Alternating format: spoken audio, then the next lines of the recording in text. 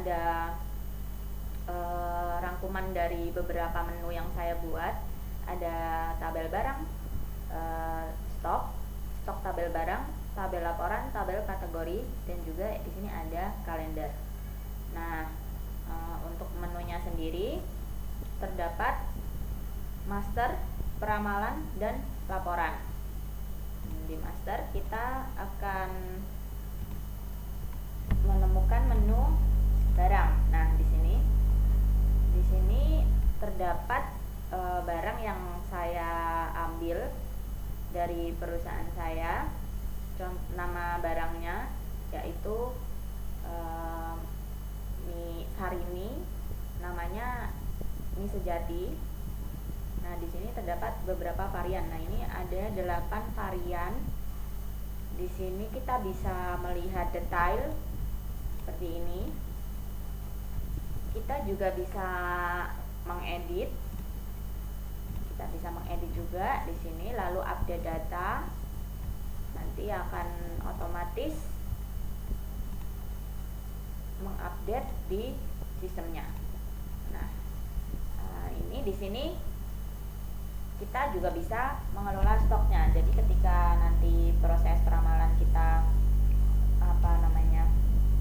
kekurangan stok atau kelebihan, kita bisa mengendalikan stok di sini. Tapi kalau kelebihan kita bisa menampungnya. Cuman kalau kekurangan kita bisa menambahkan. Misalnya ini di sini ada varian yang mie sejati ayam bawang. Di sini habis kebetulan stoknya, kita bisa tambahkan di sini, lalu kita restock. Nah, nanti akan muncul tampilan seperti ini. Stoknya telah berubah menjadi 100. Kita juga bisa mengedit. Kita kembalikan ke stok awal karena datanya juga sedang tidak ada stok, jadi kita kembalikan saja seperti semula. Kemudian kita beralih ke kategori. Nah, di sini kategorinya barangnya cuma 1, mie sejati kebetulan. Nah, sebenarnya kita juga bisa insert data. Misalkan kita tambahkan produk baru, misalkan minyak goreng atau kopi instan. Ini juga bisa, lalu kita insertkan. Nah, nanti muncul seperti ini dan tanggal inputnya. Kita juga bisa edit di sini. Nah, seperti ini, update data. Kemudian karena yang kita teliti hanya mie sejati, jadi kategorinya cuma 1, mie sejati. Tetapi ada beberapa varian di dalamnya. Oke, kemudian ke menu user. User ini menampilkan untuk kelola pengguna. Nah, ini untuk hak akses. Di sini kita tadi masuk ke hak akses admin. Jadi kita bisa edit untuk nama, email, telepon, nick, alamat, serta username dan password. Kita juga bisa merubahnya lewat menu user. Nah, untuk ke poin yang terpenting yaitu peramalan. Di sini ada proses peramalan. Nah, di sini kita bisa lihat untuk proses peramalan saya menggunakan data di pekerjaan saya dari tanggal 1 Juni sampai dengan bulan Desember tanggal 31. Nah, di sini. Baik, di sini kita lihat periode berjalannya. Kita isi 6 karena dari 6 bulan penelitiannya. Lalu kita masukkan kita pilih satu saja. Di sini saya fokus terhadap mie sejati ayam panggang dan hasil peramalannya adalah, nah di sini akan muncul tanggal awal, tanggal akhir, pergerakan periodenya tadi kita pilih 6, nomor peramalan karena kemarin sudah ada contoh. Ini kita simulasi yang ke-8. Nah, di sini muncul penjualan untuk bulan Juni tahun 2020 sekian, Juli sekian, Agustus sekian, dan dengan data yang saya miliki sudah cocok. Bulan Juni, Juli, Agustus, September, Oktober, November, dan Desember di sini sudah cocok. Lalu muncullah prediksi penjualan. Nah, di sini dari bulan Juni sampai bulan Desember, di sini muncul hasil prediksi bulan Desember itu senilai ini 52.226 kalau dibulatkan. Nah, tetapi real penjualannya 412.995. Nah, ini tidak mendekati karena di sini ternyata ada pelonjakan penjualan yang sangat tinggi. Nah, kita lihat di grafiknya. Nah, di sini di bulan Desember ini penjualannya ternyata sangat tinggi dibanding dengan bulan yang sebelum-sebelumnya. Jadi kita di sini memprediksi dengan data yang sebelumnya, dengan penjualan yang dari bulan Juni, Juli, Agustus, September, Oktober, dan November. Di sini penjualannya bisa dikatakan nggak terlalu naik turun. Ketika di bulan Desember, nah ini ada pelonjakan penjualan karena mungkin barangnya sangat laris. Jadi di sini terdapat pelonjakan penjualan. Maka dari itu di bulan Desember hasilnya sangat tinggi, sedangkan prediksinya adalah lebih rendah daripada perkiraannya. Nah, ini kita juga tidak tahu karena mungkin di bulan itu sedang naik-naiknya untuk pembelian mie instan terutama.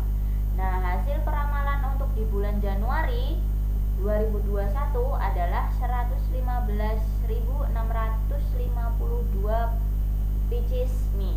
Nah, ini di sini terjadi kenaikan penjualan. Nah, untuk menghindari kekurangan stok, maka kita bisa update di data yang stok tadi. Kita bisa edit di sini.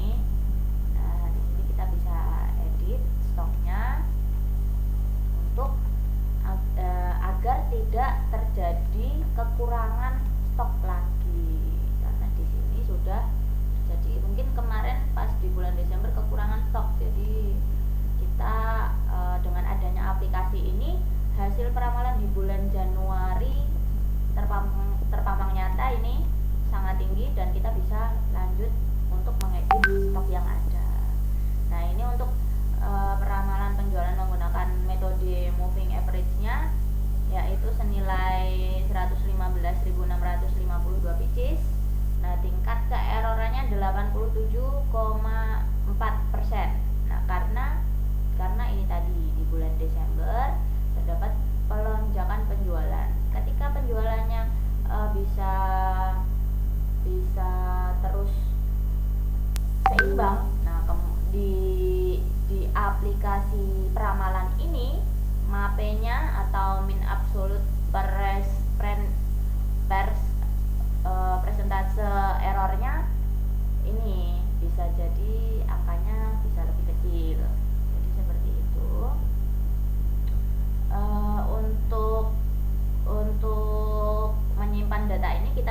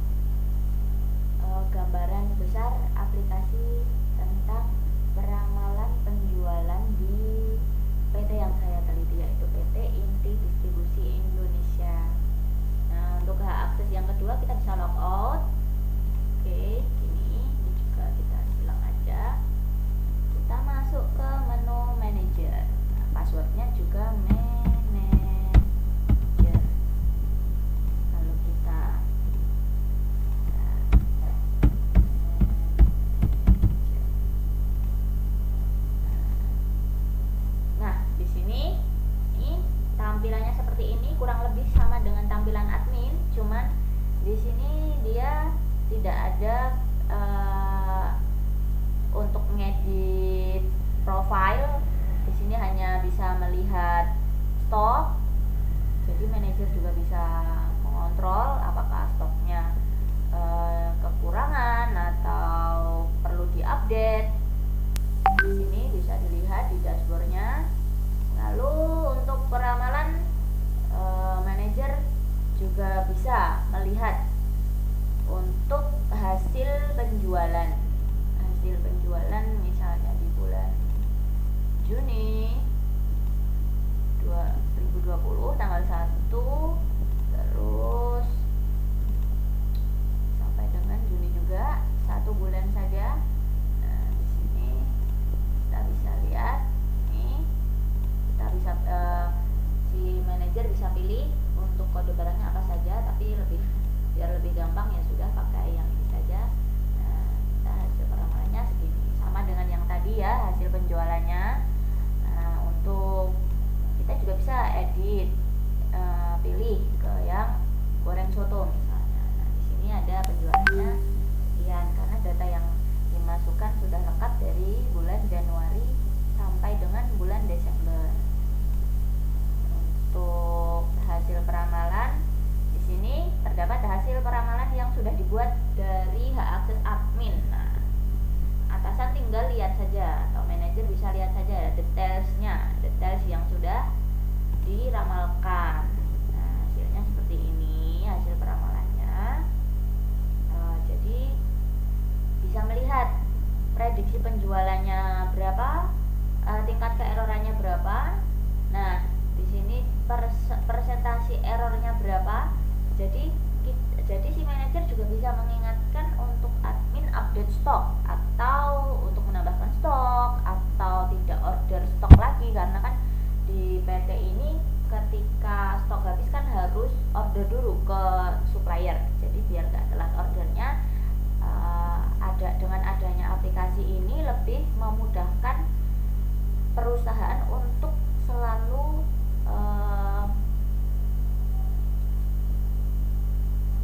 selalu menyediakan stok biar nggak kehabisan. Jadi seperti itu. Nah, di sini juga bisa melihat laporannya dengan dicetak. Kalau yang tadi nggak bisa dicetak, yang ini bisa dicetak. Nah, ini nanti bisa untuk mengingatkan lagi ke admin. Jadi seperti itu. Untuk aplikasi yang sudah saya buat dari hak akses si manajer tadi. Di sini hak aksesnya cuma 2, admin sama manajer saja untuk aplikasi peramalan ini, untuk mengontrol stok yang ada di PT